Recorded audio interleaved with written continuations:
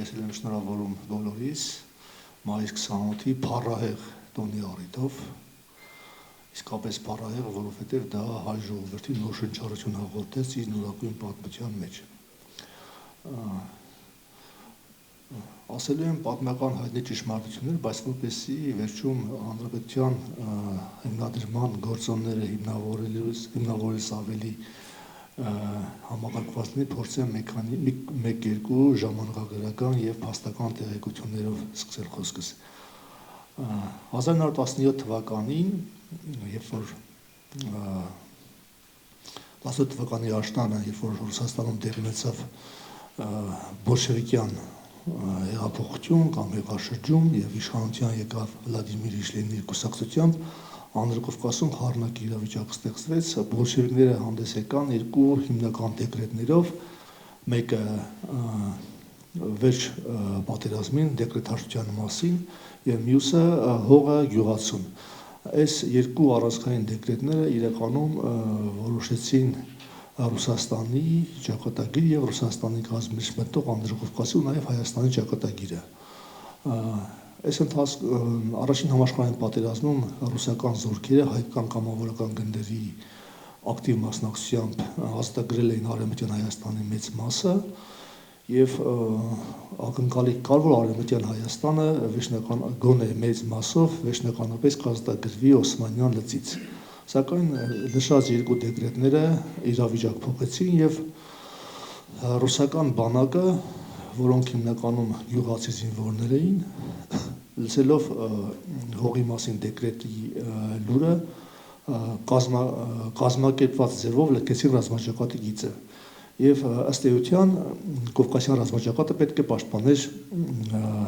փոքրաթիվ հայ զորաբանակ, ինչու փոքրաթիվ, որովհետև Արևմտյան Հայաստանի բնակչության մեծագույն մասը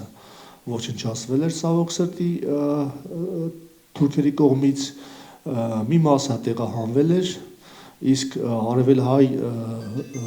տղամարդ բնակչությունը զորակոչված էր ռուսական բանակ եւ հիմնական մասը գտնվում էր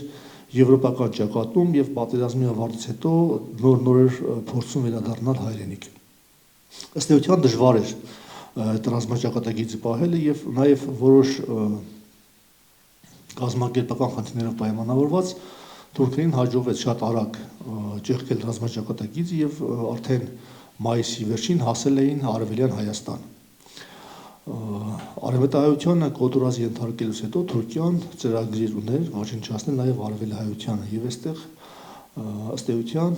որոշվելու էր հայ ժողովրդի ճակատագիրը, ոչ թե պետություն ունենալու կամ չունենալու, այլ հայ ժողովրդի գրության ճակատագիրը։ Եվ այնուամենայնիվ հայ ժողովրդին արևելահայության հատվածում հնարավոր եղավ կազմակերպել եւ վերջին դիմադրությունը ցույց տալ թշնամուն։ 1918 թվականի մայիսին հետեւյալ իրավիճակն էր։ Արդեն ակնհայտ էր, որ թուրքերի պահանջով անկախացած Անդրկովկասյան դաշնությունը ցրվելու է, որովհետեւ Անդրկովկասյան դաշնության 3 հիմնական ազգություններից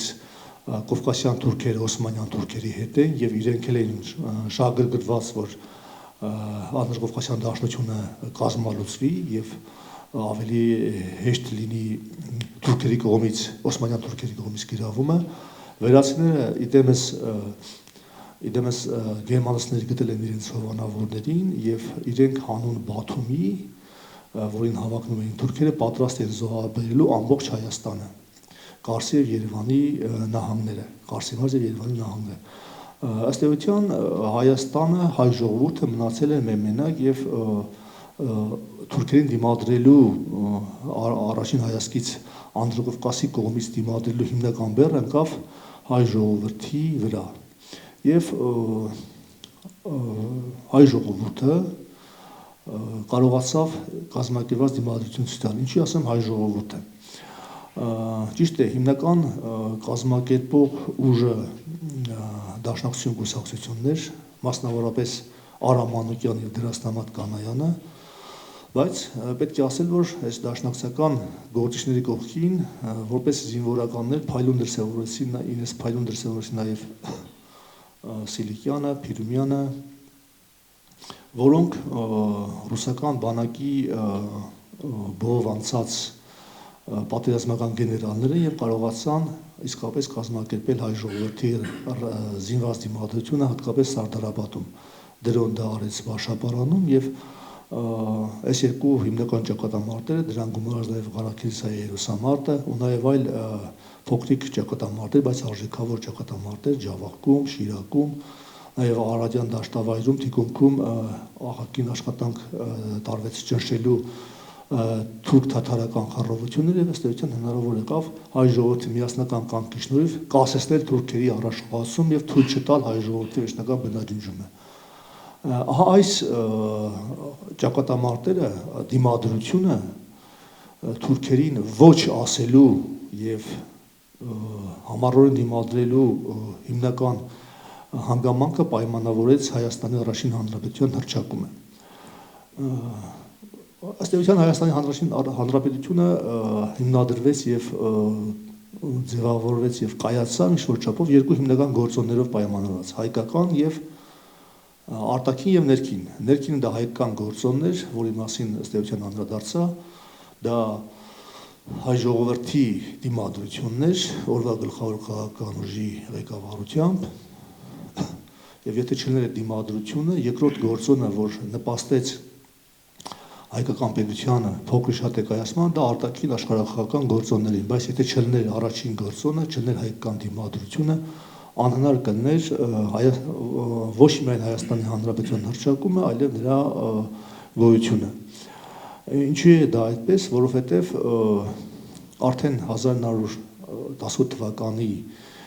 սկզբներից սկսած Անդրկովկասում վրացիները եւ կովկասյան թուրքերը ծրագրեր էին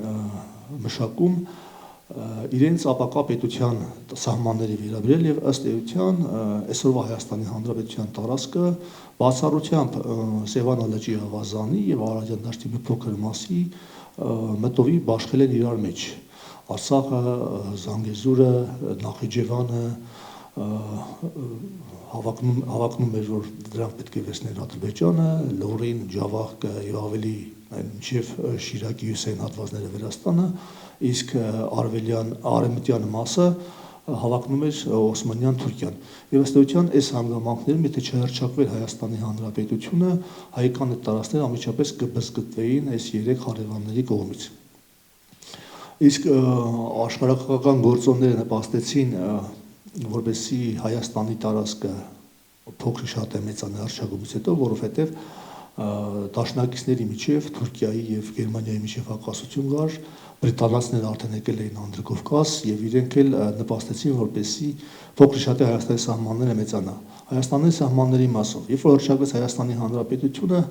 Հայաստանի Հանրապետության տարածքը ընդամենը 11000 քառակուսի կիլոմետր։ Այս պաշտոնական պատմագրության, որին ես անկեղծորեն հակված չեմ, որովհետև այդ տարածքը կարելի է ավելի մեծ համարել։ Բայց խնդիրն այն է, որ եւ մեղադրանք կա օրվա քաղաքական ուժի նկատմամբ, թե եթե Սարդարապատում տարել են հաղթանակներ, ինչու այդքան փոքր եղավ Հայաստանի Հանրապետության տարածքը Բաթումի պայմանագրով։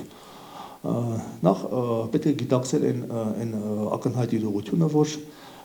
Արևմտյան Հայաստանը ամբողջությամբ դատարկված էր հայ բնակչությունից եւ անհնար էր այդ դատարկ տարածքներում դիմադրություն կազմակերպել եւ նաեւ այդ դատարկ տարածքները Հայաստանի Հանրապետության սկզբում ընդգրկել եղած սահմանափակ հնարավորություններով։ Մեղադրանք կա, թե ինչու